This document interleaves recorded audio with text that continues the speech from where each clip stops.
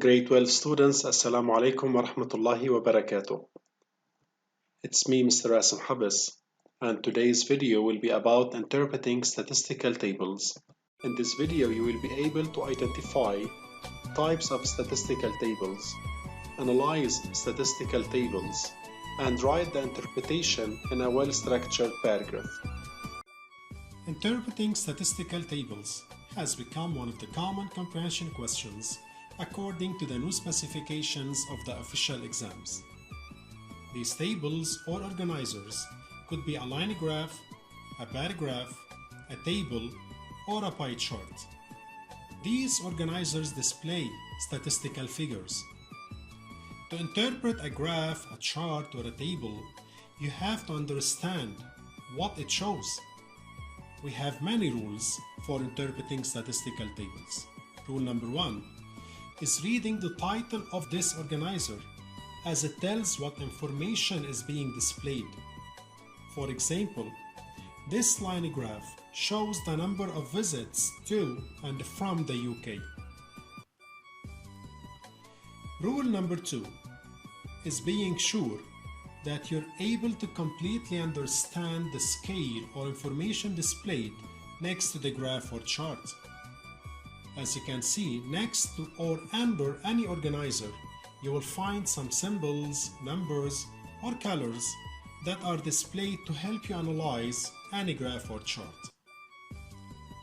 Once you fully understand every single information or symbol added to the organizer, it is time to write your answer down.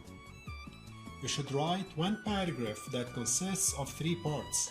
The first part should be only one sentence, called the introductory sentence. In this sentence, you paraphrase the first sentence in the question. So the first sentence, you read it in the question, it should be paraphrased. How? You have to change the order of the ideas in the sentence, replace 1 or 2 content words with synonyms, and change grammatical form of certain words, if possible. Simply, we are paraphrasing this statement. This is one of the places where secondary students should show their mastery of paraphrasing and writing well-structured sentences. The sentence should start with the table, the chart, or the graph shows or illustrates, then I go on. The second part is going to be your analysis of the table or chart. So here you have to write a detailed explanation and analysis of the data. Don't forget to provide evidence by copying numbers, names, and items mentioned on the organizer itself. The final part should be one single concluding sentence called the overview that you come up with by reading the statistics given in the organizer you're dealing with. Okay, let's together see this table that shows the percentages of the prevalence of diabetes 1 by age. Here the numbers are already inside the table, which means we have to interpret these numbers to answer the question: how do the diabetes percentages increase or decrease as the age change? Explain.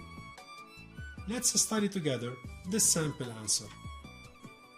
Step 1, as we said, is paraphrasing the opening sentence in the question itself. C. The table provides statistics or statistical figures about the relation between age and percentages of diabetes 1. So here the student or the writer paraphrase the opening sentence in the question. Step 2 is answering the question down throughout interpreting the numbers already mentioned in the table.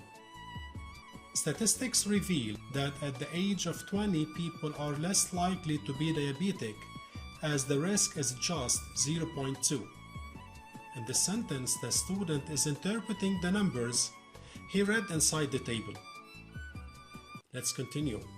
The risk rises to 2.6 for people aging between 21 and 31, and to 10.8 for those aging between 40 and 59. Where at the age of 60 and above, the risk rises to reach 23.8. The last sentence in your paragraph should be the overview which confirms with the numbers that enable you to analyze the table, that help you to deduce the following. The older the person gets, the higher the risk of diabetes 1 will be. So, this well-structured paragraph is answered by having a detailed study of the numbers included. Let me remind you one more time that your paragraph when interpreting statistical tables should consist of 3 parts: the introductory sentence, the analysis, and the overview. Let's have a look at this part. Here you're going to find how the marks are distributed. As you can see, 0.5 for the introductory sentence, 0.5 for the explanation plus the evidence, and 0.5 for the concluding sentence. At the end, here is a homework where you're going to practice interpreting statistical tables. Please write your answer in a well-structured paragraph. Thank you for watching this video. Stay safe.